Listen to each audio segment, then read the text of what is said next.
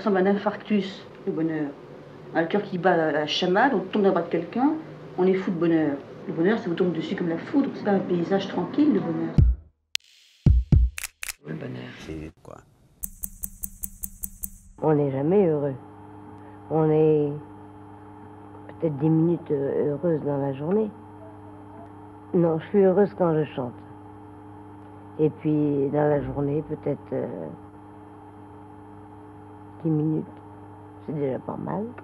Ah, l'automne, c'est le bonheur, quand on va aux champignons. Moi, je pars l'après-midi dans le Morvan pour cueillir les noisettes, ramasser les mûres, les fruits sauvages. C'est vraiment ça, c'est le bonheur total. Je pense que ceux qui ont vécu la défaite, la guerre, le génocide, il leur reste au fond d'eux-mêmes quelque chose qui leur rend presque impossible d'employer le mot bonheur. Il est possible de vivre, il est possible de surmonter les souvenirs, mais il y a quelque chose qui une fois pour toutes, est frappé. Cette dictature du bonheur aboutit non pas à rendre les gens heureux, mais à les rendre coupables. Coupables de ne pas être assez heureux, de ne pas être assez jeune, de ne pas être assez beau, de ne pas être assez riche, de ne pas être assez sain, de ne pas être assez sexuellement performant. C'est tous ces domaines qui sont touchés par l'idéologie du bonheur. Je ne me pose pas la question du bonheur. Je me rappelle quand j'étais au lycée du Legras, je trouvais qu'il fallait être bourgeois pour considérer le bonheur comme le but de la vie.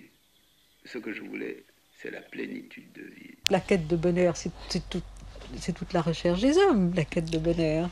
Oui, mais en même temps, vous dites c'est un état de grâce, le bonheur. Parce qu'on l'atteint rarement. C'est donné ou ça n'est pas donné. Mais nous savons bien qu'il existe, puisque quelquefois il n'existe plus. Pour moi, ça se réduit à quelque chose de très simple. Il faut que les femmes travaillent. Et comme ça, elles ne seront plus des parasites. C'est à la fois le garantie de leur indépendance et avoir vraiment un rôle dans la société. Et trouver par-dessus le marché leur bonheur en même temps que leur liberté. Le bonheur, c'est fait de petites choses, quoi. Il ne faut pas se dire qu'on atteint le bonheur et qu'on est heureux. Il faut gagner ce bonheur chaque instant, quoi. C'est tout de même une chose très fragile que le bonheur. Ce n'est pas une chose morte, on ne la possède pas. Le bonheur n'est pas une chose qu'on met dans la poche. Le bonheur n'existe que s'il est partagé. Pour moi, le bonheur, c'est aimer. Le bonheur est capricieux, vous savez, il est comme l'amour. Il vient au moment où on s'y attendait le moins, et dans des conditions d'existence qui se prêtent le moins au bonheur.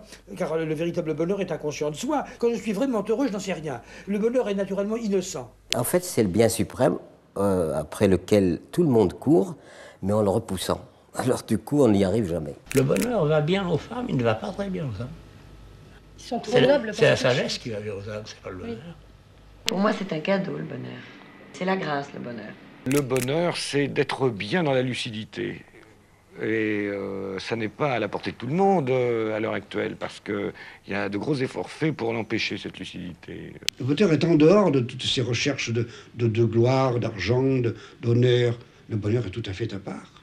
Par exemple, goûter le plaisir de voir passer une averse, un vent, le bruit d'un vent particulier dans les arbres, une fleur qu'on aura respirée, un oiseau qui aura tapé à la fenêtre et vous aura chanté. Le bonheur ne passe qu'une fois. Prenez-le quand il vous tend les bras. Prenez-le quand il vous tend les bras.